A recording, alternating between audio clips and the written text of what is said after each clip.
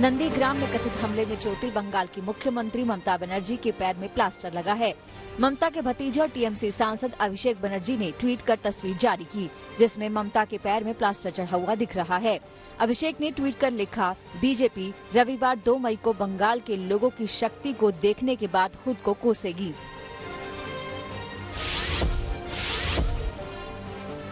ममता बनर्जी कोलकाता के SSKM अस्पताल में भर्ती हैं। ममता को इस सरकारी अस्पताल के वुडबर्न वार्ड के विशेष कैबिन में ले जाया गया। चलती फिरती एक्सरे मशीन की मदद से उनके सारे एक्सरे किए गए। अस्पताल के डॉक्टर ने बताया कि मुख्यमंत्री को इसी परिसर के Bangur Institute of Neurosciences में MRI के लिए ले जाया गया। MRI के बाद मुख्यमंत्री को फिर से स्पेशल वार्ड में लाया जा सकता है। डॉक्टर्स के मुताबिक ममता को टखना, पैर, कंधे और गर्दन में चोट लगी है। सांस फूलने की शिकायत के बाद 48 घंटे के ऑब्जर्वेशन में रखा गया।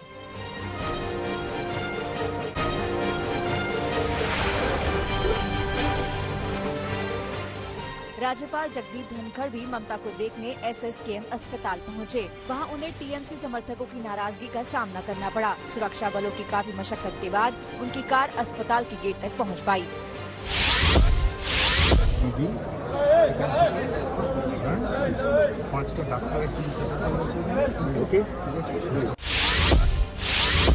ममता को लगी चोट के बाद कई दलों के दिग्गज उनके समर्थन में उतर आए हैं। अखिलेश यादव ने ट्वीट कर तत्काल उच्च स्तरीय कमेटी बनाकर जांच करने की मांग की है। तेजस्वी यादव ने भी इसे गुंडों का कायरतापूर्ण हमला बताया। तो दिल्ली के मुख्यमंत्री अरविंद केजरीवाल ने कहा कि ममता दीदी पर हमले की कड़ी निंदा करता हूं। दोषियों को फौरन पकड़ा जाए, उन्हें सजा मिले।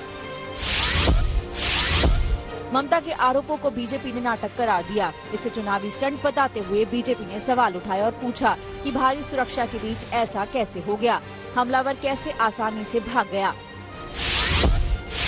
ऐसा कैसे हो सकता है? जेड प्लस सिक्योरिटी के साथ घूमने वाली एक चीफ मिनिस्टर, उनको चोट लग जाता है। क्या कर रहे थे उनके सुरक्षा कर्मी? या फिर क्या मतलब होता है जेड कैटेगरी का? सुरक्षा के बारे में चिंता किया जाए, इसकी इंक्वायरी होनी चाहिए। क्या इनके नहीं, अगर यहाँ की सरकार अगर नहीं कर पाएगी CID तो CBI इंक्वायरी होनी चाहिए। ये कोई मामूली बात नहीं है। कांग्रेस तो और आगे निकल गई। पार्टी ने कहा कि नंदीग्राम में हार सामने देख ममता को ये पाखंड करना पड़ा। अधीर रंजन चौधरी ने कहा कि पूरी योजना बनाई गई थी। ऐसा कैसे हो सकता है कि मुख्यमंत्री के साथ कोई सुरक्षा कर्मी न हो। उनके लिए मुश्किलें बढ़ रहे हैं, तो उन्होंने ये सोचा कि अभी एक नोटंकी की जरूरत है, ये पखंडी की जरूरत होती है, तो इसलिए पखंड किया जाता है। क्योंकि बंगाल के ममता बनर्जी सिर्फ ममता बनर्जी नहीं है, बंगाल के मुख्यमंत्री भी है और पुलिस मंत्री भी है। लेकिन तज्जुब की बात ये होती है कि जब उन पे हमला होती है उस समय कोई पुलिस वाले वहां आजू बाजू में नहीं रहते।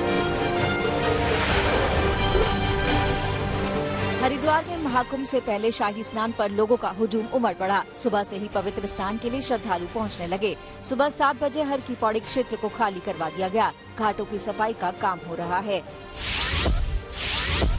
शाही स्नान के लिए हरिद्वार में जूना अखाड़ा, आवान अखाड़ा, अग्नि अखाड़ा और किन्नर अखाड़ा करीब 11 बजे हर की पौड़ी ब्रह्मकुंड पर स्नान करने के लिए पहुंचेंगे। इसके बाद निरंजनी अखाड़ा और आनंद अखाड़ा करीब 1 बजे हर की पौड़ी ब्रह्मकुंड पर स्नान करेंगे। महानिर्माणी अखाड़ा और अटल अखाड़ा करीब 4 बजे हर की पौड़ी ब्रह्मकुंड पर स्नान करेंगे। नागा साधुओं का भी शाही स्नान होगा। कोरोना को देखते हुए हरिद्वार में श्रद्धालुओं के लिए खास नियम बनाए गए हैं। इच्छुक श्रद्धालुओं को कोरोना जांच से संबंधित अपनी RT-PCR रिपोर्ट ऑनलाइन अपलोड करनी होगी। ये रिपोर्ट 72 घंटे से पुरानी नहीं होनी चाहिए। इसी रिपोर्ट के आधार पर श्रद्धालुओं को मेला परिसर में जाने के लिए ई-पास जारी किया जाएगा। महाशिवरात्रि पर आज सुबह से ही मंदिरों में श्रद्धालुओं का तांता लगा हुआ है। शिव मंदिरों में कोरोना नियमों के तहत श्रद्धालु दर्शन कर रहे हैं। उज्जैन के महाकालेश्वर मंदिर में तड़के 3 बजे विशेष पंचामृत अभिषेक और भस्मारती पूजन किया गया। कोरोना के कारण श्रद्धालुओं को भस्मारती में प्रवेश नहीं दिया गया। भस्मारती के बाद बाबा के दर्शन के लिए श्रद्धालुओं को प्रवेश दिया गया।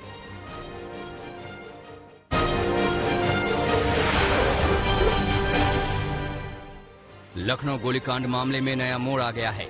अब भारतीय जनता पार्टी के सांसद कौशल किशोर की बहू अंकिता ने अपने पति आयुष और उनके परिवार वालों का नार्को टेस्ट कराने की मांग की है। साथ ही अंकिता ने इस पूरे मामले की जांच सीबीआई से कराने को कहा है।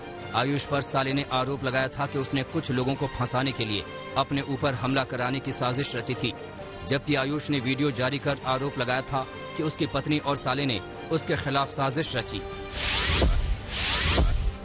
मुंबई में एटिलिया के पास मिले विस्फोट से भरी कार और मनसुख हिरेन की मौत के मामले में एटीएस की टीम ने क्राइम ब्रांच के एपीआई सचिन वाजे का बयान दर्ज किया है।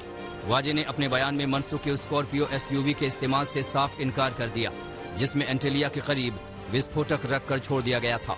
सचिन वाजे ने अपने बयान में मौत से एक दिन पहले मनसुख हिरेन से मिलने की बात को भी नकार दिया। मनसुख हिरेन की पत्नी विमला ने अपने बयान में कहा है कि वो एसयूवी कार नवंबर 2020 में मनसुख ने वाजे को सौंप दी थी और उसने कार के स्टीयरिंग में दिक्कत का हवाला देते हुए 5 फरवरी 2021 को उसे वापस कर दिया था। केंद्रीय मंत्री अनुराग ठाकुर को टेरिटोरियल आर्मी में प्रमोट कर कैप्टन बनाया गया है। खुद अनुराग ठाकुर ने ट्वीट कर इसकी जानकारी दी है। सांसद अनुराग ठाकुर को जुलाई 2016 में तत्कालीन सेना प्रमुख दलबीर सिंह सुहाग ने लेफ्टिनेंट के तौर पर प्रादेशिक सेना में शामिल किया था। ठाकुर को पदोन्नति देकर 124 सिख रेजिमेंट में कैप्टन नियुक्त किया गया है।